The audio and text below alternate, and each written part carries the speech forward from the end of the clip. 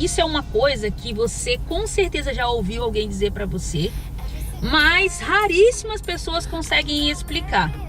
Você tem que dirigir por você e pelos outros, né? Já ouviu isso, né? Só que é uma coisa que você copia isso você grava isso na sua cabeça. E se por acaso você não domina essa habilidade, você acaba não se sentindo bom o suficiente para poder dirigir. Então preste atenção nesse vídeo, acompanhe até o final que eu vou ensinar com detalhes como que é de verdade você dirigir por você e pelos outros. Bora lá aprender? Every single day, I'm gonna make something great. That's my way. Então vamos lá, gente, ó, eu quero mostrar pra vocês na prática como que é, né, a gente dirigir por nós, né, pela gente e pelos outros, tá? Vou mostrar isso aqui pra vocês na prática, eu dirigindo e mostrando algumas situações pra vocês. Agora, vocês primeiro precisam entender uma coisa. Você precisa saber o que não é dirigir pelos outros.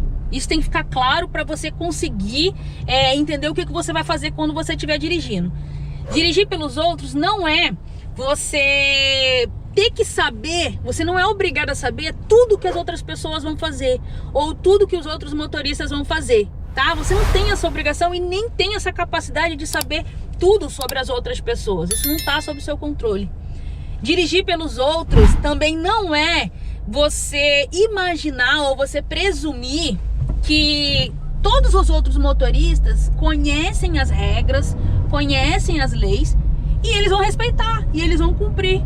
Então, dirigir pelos outros principalmente não é isso. Não é você presumir que as pessoas conhecem a regra e que elas vão respeitar.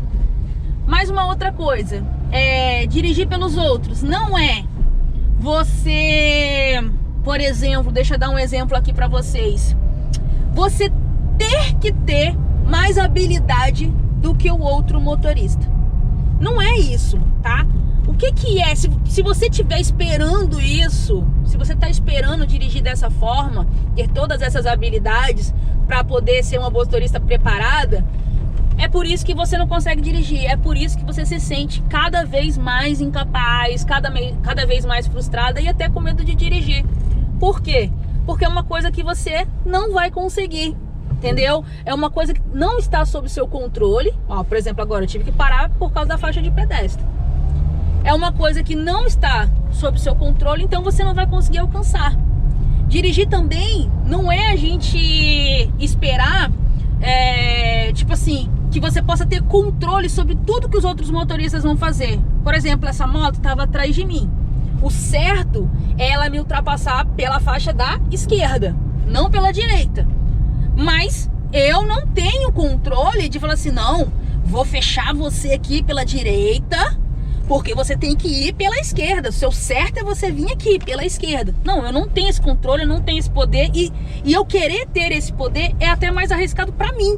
Eu acabo me colocando numa situação de risco ao invés de estar dirigindo de uma forma segura. Então, o que eu tenho que fazer? Como que é dirigir pelos outros nessa situação? De repente, quando uma moto vem e te ultrapassa pela direita. O que é dirigir por mim e pelos outros?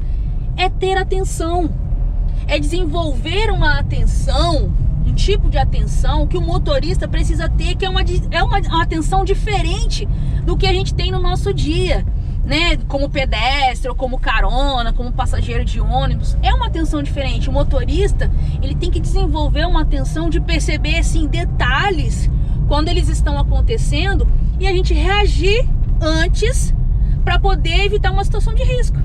É o que a gente chama, né, a famosa direção defensiva, né? Você dirigir prestando atenção a esses detalhes para você conseguir antecipar e você sair fora dessa situação. Você não se envolver no meio de alguma situação que exija muita habilidade sua para você sair daquela situação sem que aconteça nada, né? Para você sair em segurança sem que aconteça um acidente. Então isso é direção defensiva. E dirigir pela gente e pelos outros é exatamente isso.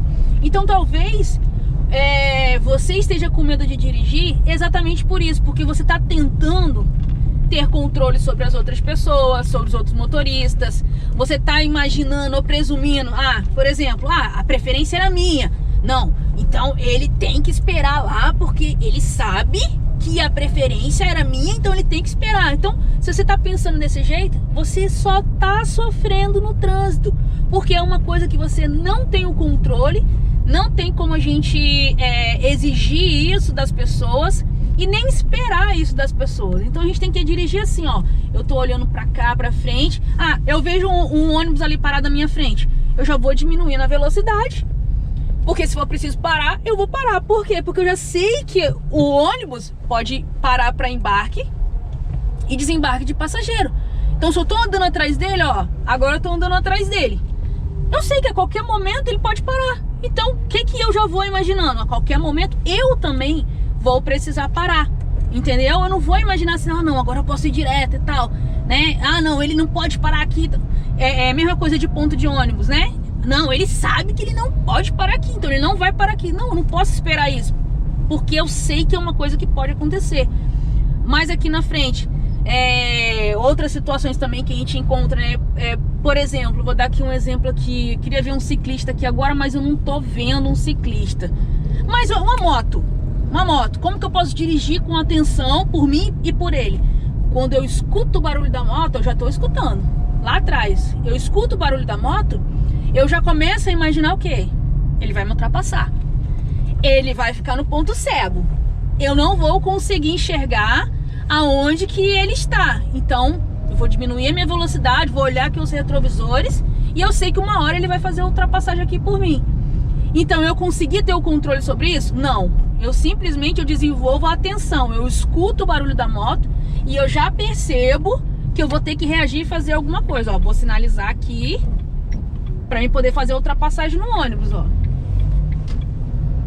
Sinalizo de volta, olha aqui o retrovisor e volto.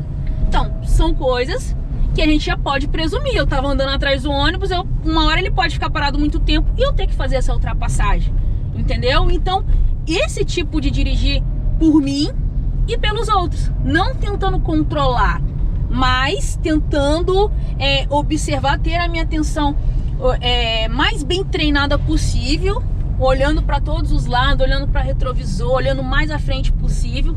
Para quê? Para mim conseguir perceber quando uma situação não tá muito normal, ou quando ela tá meio atípica, né? O que seria uma situação atípica? Por exemplo, um carro colado na minha traseira, um veículo tentando fazer ultrapassagem. Agora, por exemplo, vai vir uma moto, vai passar aqui do lado. O cara tá com um cano, segurando um cano na mão. Ele tá guiando com uma mão só. Então olha a dificuldade, vai passar aqui do lado. Ó, uma barra de ferro. Então eu olho isso no retrovisor. Você acha que eu vou ficar esperando na frente dessa pessoa, de repente ele se desequilibrar, acontecer alguma coisa, o ferro vir até atingir meu carro? Não, eu já olhei, já percebi, opa, perigo, diminuo um pouquinho, chego um pouquinho para a direita, seguro um pouquinho a velocidade e deixo ele fazer a ultrapassagem. Igual lá na frente, ó, pode olhar, tem um carro indo devagar demais, ele ia fazer uma conversão à esquerda. Ó, agora eles vão começar a ganhar, desenvolver velocidade. Então agora eu vou aumentar um pouquinho minha velocidade. Quando eu percebo que estão muito devagar na frente, o que eu faço? Também seguro um pouco atrás, porque não adianta nada, senão cola todo mundo lá na frente e aí eu tenho que ter mais habilidade para andar colada junto com eles. Então isso é dirigir por mim e pelos outros.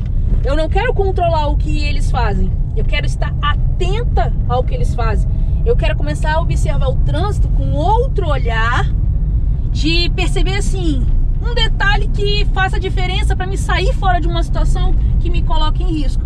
Isso é dirigir por mim e pelos outros. Então, gente, eu espero que vocês tenham entendido aí toda a explicação, tudo que eu compartilhei aqui no vídeo com vocês, e principalmente desenvolvam esse olhar de motorista, esse olhar observador, sabe? Esse olhar crítico, crítico, sim, algumas vezes, sim, mas assim, é uma crítica, não é só de você ficar reclamando, de você entender que aquilo ali, opa, te oferece risco, é uma coisa que você não faria, né? É uma atitude que você não faria, então oferece risco. Então tenha esse olhar, tenha esse comportamento, mude esse comportamento, que eu tenho certeza que vocês vão se sentir muito mais segura para dirigir se vocês começarem a observar isso dessa forma, tá bom? Espero que vocês tenham gostado do vídeo, que vocês tenham entendido e ó, beijo da Isa.